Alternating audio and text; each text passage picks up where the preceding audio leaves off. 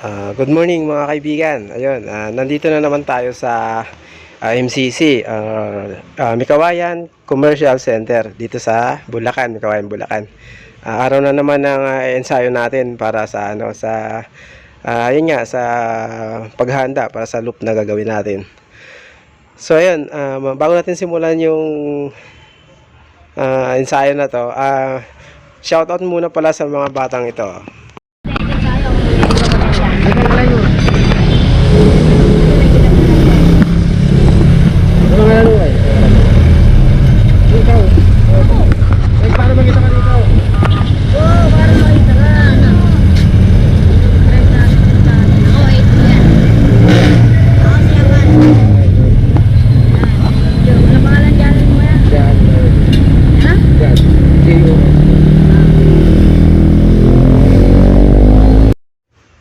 Ayan, pasensya na mga kaibigan kasi nga ngayon ko lang na-upload yung video nyo kasi nawala kasi yung memory card nito ng GoPro natin, kaya ayun, ngayon lang natin nakita.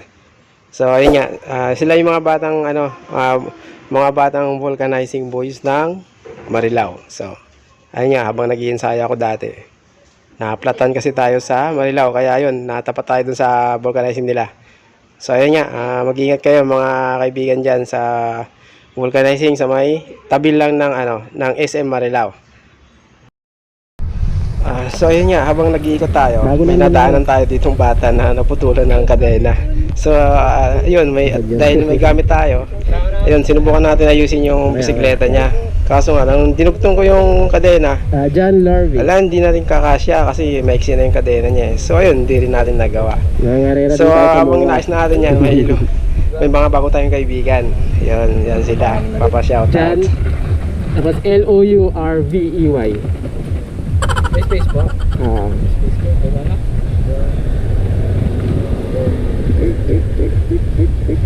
Dan ano po? Larvey.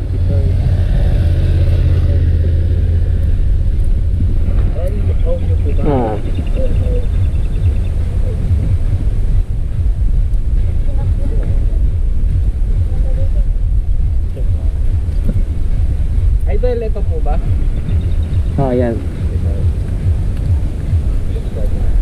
Bago pa lang eh.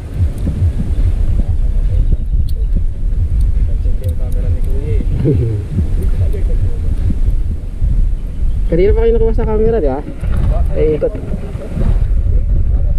Shoutout kay Penbesh. Shoutout nga po na kasama namin. Dalawa si Rabay. Ayan o, salita lang kayo. May camera. Shoutout kay Penbesh. Penpen daw. Emmanuel Matos. Taga saan kayo mga idol? Lingunan po. Taga Mayson po. Shoutout nga po kay Enzo na hindi na po sumasama sa amin. Sumasama. Sumama ka na sa amin. Si Rabay. Sira yung bike. Palit ka na sprocket. Ongoing po ba yan, Kuya? Uy! Ang pangalan mo? Sana Allen Dawal po. Ikaw? Carlos Dumanag po.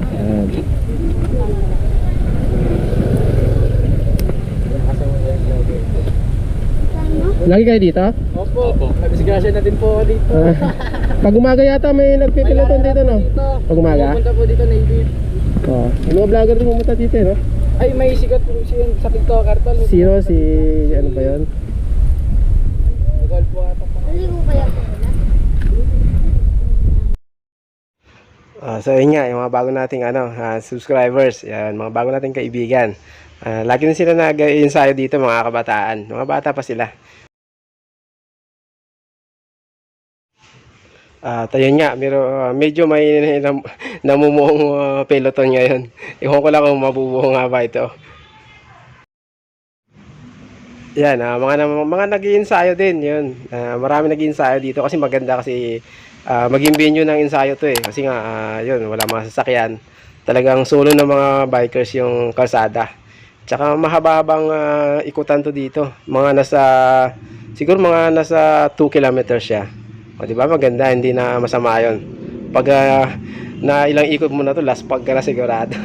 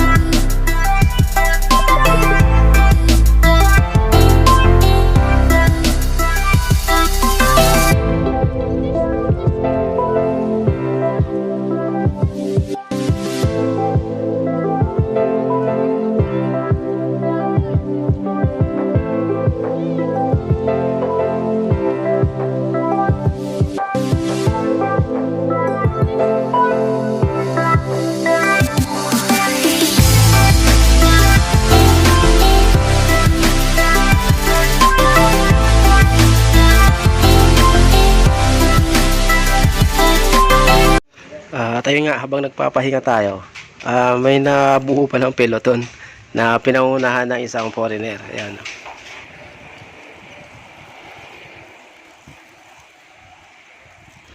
At ayun nga, nag-aantay tayo ng pagkakataon na makasunod sa peloton. Ayan.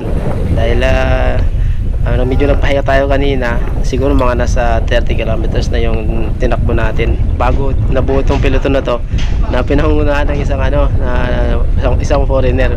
Pero may edad na din siya, pero nakita ko lakas niya eh. Kaya yun, sasabay tayo sa kanila.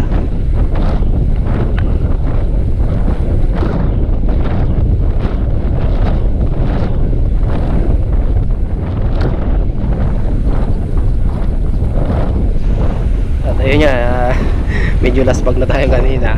Tsaka naman to dumating yung mga to. Kaya yun, pipilitin pa rin natin na makasabay sa peloton na to. Titingnan natin kung kaya pa natin.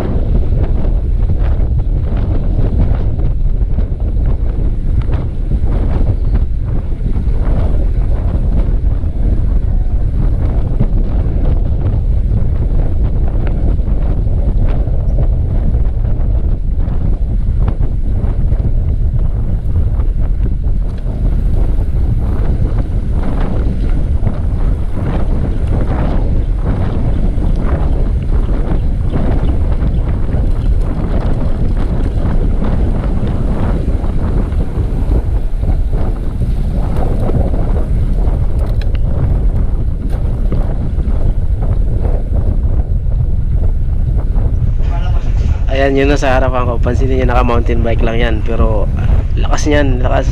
Medyo bata pa yan eh. Siguro mga nasa 18 pababa pala siguro yan. Pero isa yung sumasabay dun sa may foreigner. Kasi siya mga pangalawa eh. Ako mga pangatlo na ako. Kasi nga yung iba, ala nagpahinga na. Siguro napagod na siguro kakahabol dito sa Amerikano na to.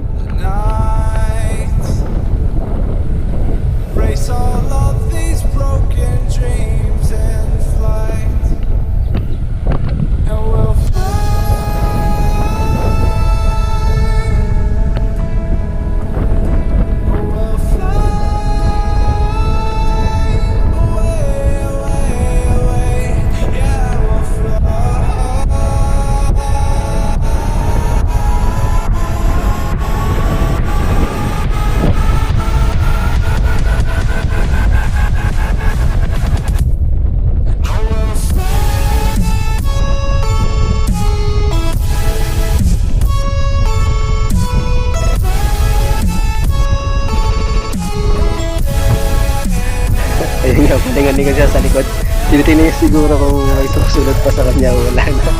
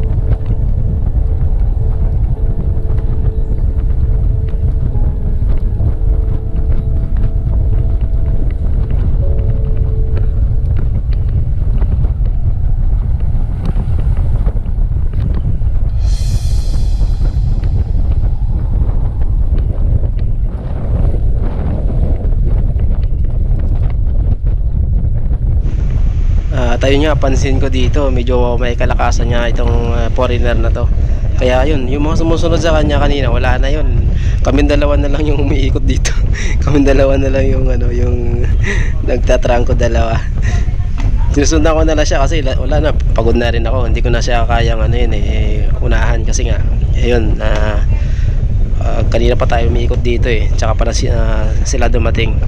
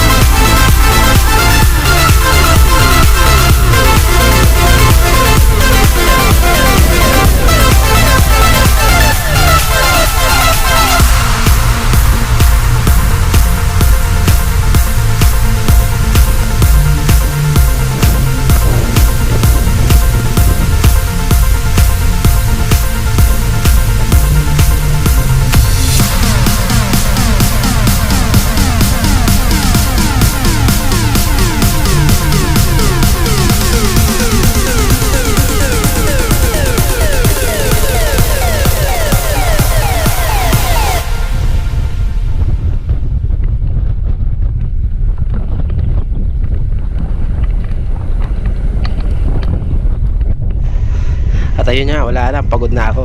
At ayun, nakompleto ko yung 50 kilometers. Nakaya ko dahil sa kakahabol.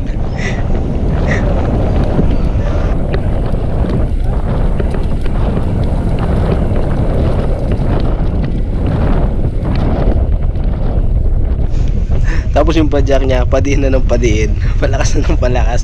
Wala, sabi ko, wala na talaga to. Wala mo, last pag na ako. Pagod na ako eh. Sobrang last pag na talaga ako. Kaya ano, ayun, naisipan ko na rin talaga magpahinga.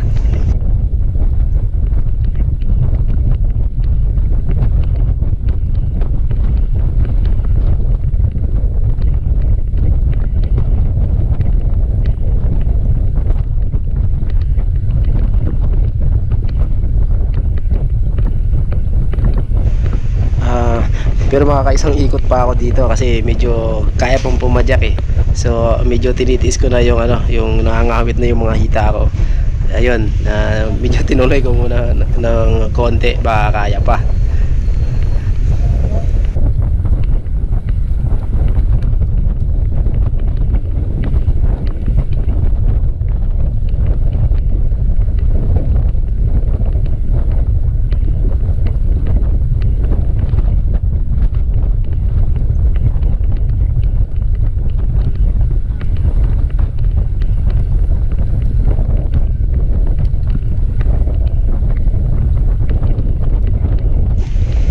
So ayun, wala, last pag na talaga ako.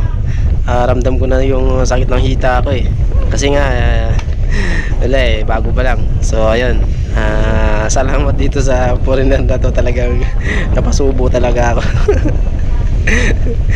Nakumpleto ko yung 50 kilometers.